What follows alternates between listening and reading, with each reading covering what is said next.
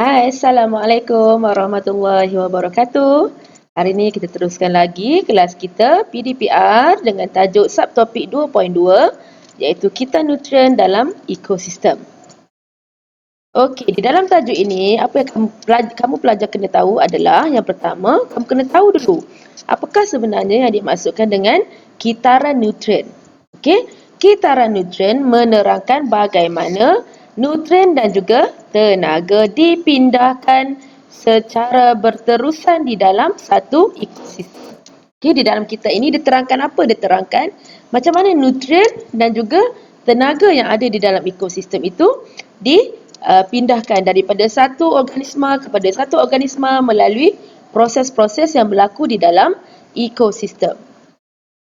Nutrien yang diperoleh daripada ekosistem yang seimbang akan digunakan oleh organisma hidup seperti manusia, haiwan, tumbuh-tumbuhan, pengurai dan sebagainya. Kemudian nutrien ini akan dikembalikan semula ke persekitaran dan akan digunakan oleh kita sekali lagi dan dia akan berkitar sehingga lengkapnya satu pemindahan tenaga di dalam ekosistem. Dan kitaran ini disebut sebagai kitar nutrien. Okey, sebenarnya dalam kitar nutrien kita ada 3 jenis kitar. Yang pertama adalah kitar air, yang kedua adalah kitar oksigen dan yang ketiga adalah kitar karbon. Okey, untuk kitar oksigen dan kitar karbon, semua pelajar telah pelajari semasa berada di dalam tingkatan 1. Manakala kitar air ini adalah perkara yang baru yang kita akan belajar semasa kamu berada di dalam tingkatan 2 ni. Okey, jom kita tengok apakah yang ada di dalam kitar air. Okey, peranan benda hidup dalam kitaran air. So, kalau kamu tengok dalam gambar rajah yang ada ni, kamu akan nampak okey, adanya water vapor. What is water vapor? Wap air. Okey, wap air yang hilang daripada permukaan daun. Dan wap air itu tadi akan dikembalikan semula kepada tumbuh-tumbuhan melalui penyerapan semula air melalui akar-akar tumbuh-tumbuhan. So, kita tengok macam mana penerangannya. Air diserap oleh akar tumbuhan dari tanah dan dibebaskan ke atmosfera melalui satu proses yang kita panggil sebagai proses transpirasi. Okey, akar dia serap air daripada akar daripada tanah dan dibawa ke seluruh bahagian tumbuh-tumbuhan dan akhirnya katakan ini adalah daunnya, wap air yang terkandung di permukaan daun akan dibebaskan ke atmosfera. Proses pembebasan wap air daripada tumbuh-tumbuhan kita panggil sebagai transpirasi. Okay, next one. Haiwan pula menjalankan respirasi, penyahtinjaan dan perkumuhan. Okay, so haiwan, manusia, organisma hidup akan menjalankan proses respirasi. Apa dia proses respirasi? Proses respirasi adalah proses pengoksidaan makanan menjadi tenaga. So, itu proses respirasi. Yang kedua, penyahtinjaan. Proses pengeluaran tinja daripada badan dan juga perkumuhan melalui aktiviti perpeluhan dan juga urinasi ataupun pengeluaran air kencing. Okey. Semua proses yang ada di sini tadi dapat meningkatkan kandungan air di atmosfera. Proses apa yang meningkatkan kandungan air? Yang pertama, proses transpirasi, di mana wap air dibebaskan oleh tumbuh-tumbuhan. Yang kedua adalah proses respirasi. Bila kita berespirasi, kita bernafas, kita membebaskan wap air. Okay, contoh, kita letak cermin depan muka, kita tiup. Macam tu. Okay, ada apa dekat permukaan cermin tersebut? Ada titisan wap air. Jadi, proses respirasi juga membebaskan wap air. Yang ketiga adalah proses perkumuhan. Kita keluarkan peluh. Peluh adalah dalam bentuk wap air. Dan juga proses penghasilan air kencing. Juga boleh membebaskan kandungan air di dalam atmosfera. Okay, so ada 4 proses. Yang pertama, transpirasi oleh tumbuh-tumbuhan. Yang kedua, respirasi, penyahtinjaan dan perkumuhan. So, 3 yang ke belakang ni tadi, dia dilakukan oleh haiwan. So, 4 proses membebaskan wap air ke atmosfera. Okay, next one. Akar tumbuhan akan mencengkam tanah dan menjadikan struktur tanah itu lebih kukuh.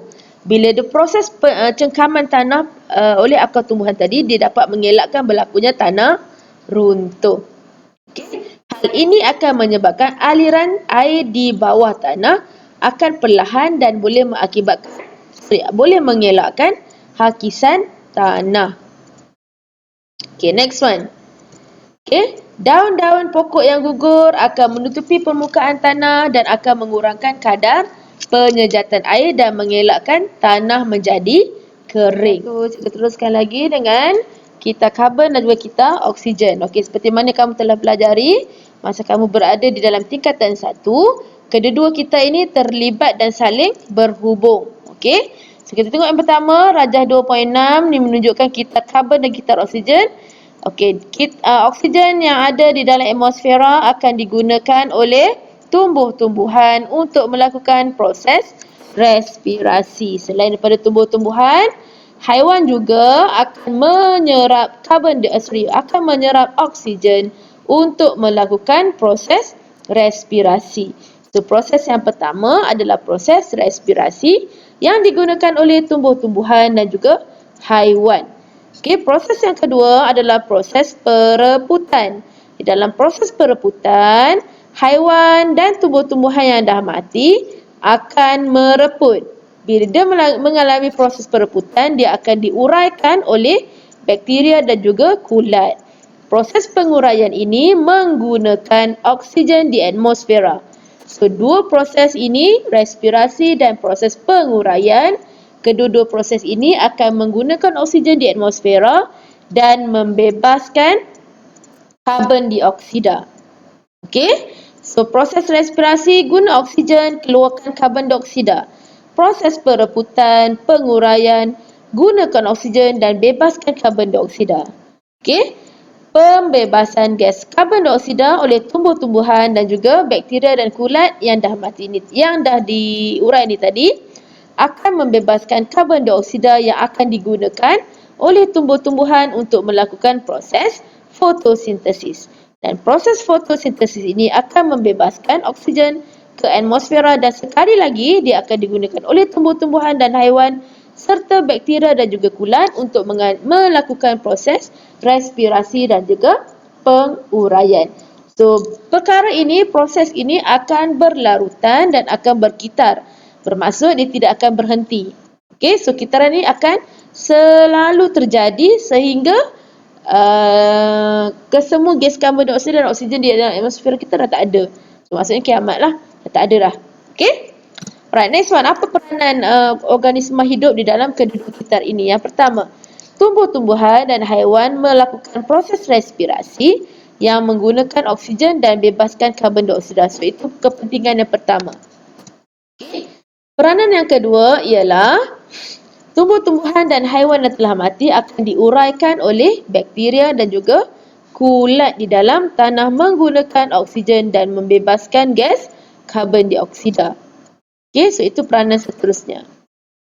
Okey, dan yang ketiga, tumbuh-tumbuhan hijau akan mengekalkan kandungan karbon dioksida dan juga oksigen yang ada di dalam udara dengan melakukan atau menjalankan proses fotosintesis. Okay, dan di dalam proses fotosintesis, tumbuh-tumbuhan akan guna karbon dioksida dan menghasilkan gas oksigen.